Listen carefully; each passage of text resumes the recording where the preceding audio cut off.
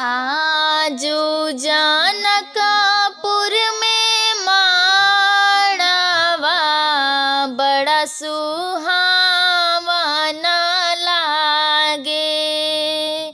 आजू जनकपुर में माड़वा बड़ा सुहावन लागे।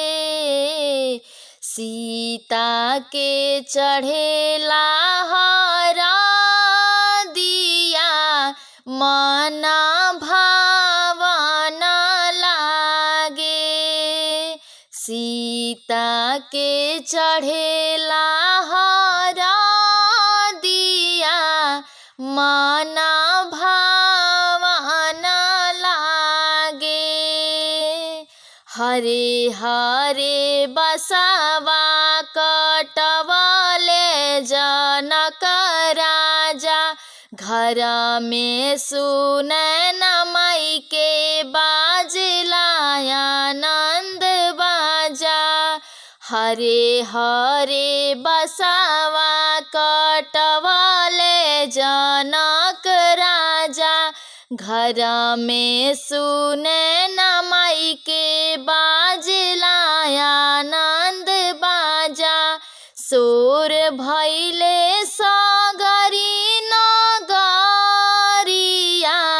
बड़ा लुभावन लागे।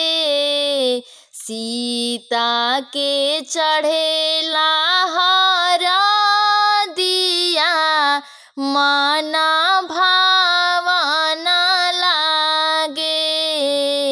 आजू जनकपुर में माड़वा बड़ा सुहावन लागे। धन्य रे नगरिया के उमड़ल भगिया। लगली सुनरसिया के अमर सुहागिया। धन्य रे नगरिया के उमड़ल भगिया। लगली सुनरसिया के अमर सुहागिया। चौका पुरल अंगनवा बड़ा पावन लागे।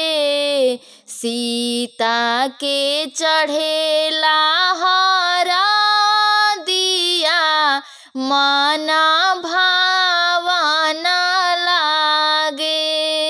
आजू जनकपुर में माड़वा बड़ा सुहावन लागे। धरती दर की जई है गिरी है बिजुरिया। आँखी के पुतरिया जेते जी है नगरिया। धरती दर की जई है गिरी है बिजुरिया। आँखी के पुतरिया जेते जी है नगरिया। झर झर बरसे नयनवा जैसे सावन लागे।